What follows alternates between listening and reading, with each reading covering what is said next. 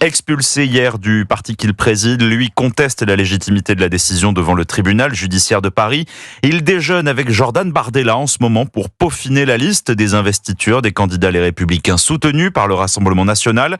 Alexandre Chauveau, vous êtes pour Europe 1 devant le siège des Républicains et ce matin encore, Éric Ciotti affiche sa sérénité quant au maintien de son poste.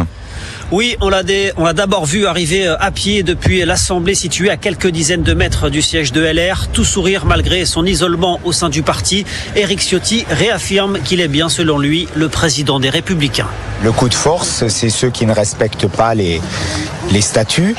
Il n'y a pas eu de bureau politique hier. C'est une réunion de personnes qui se sont réunies elles-mêmes hors de tout cadre. Et d'ailleurs, le tribunal judiciaire de Paris, en ce moment même, est saisi par référé pour contester la validité de cette décision qui n'a aucun sens.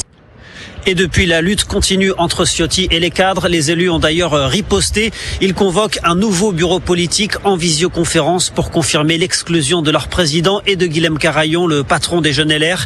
Réaction ironique d'Éric Ciotti. On pourrait en faire tous les jours des bureaux politiques. Déclaration faite à sa sortie du siège où il est resté plus d'une heure. Le temps d'apparaître à sa fenêtre pour saluer les journalistes. Le temps aussi d'enregistrer une vidéo de 13 secondes dans son vaste bureau. Musique d'ambiance par-dessus pour montrer qu'il est bien à son poste. Publication accompagnée de cette légende: au travail pour la France. La guerre de tranchées est donc plus que jamais en cours chez les Républicains. Merci Alexandre Chauveau en direct pour Europe 1 du siège Les Républicains.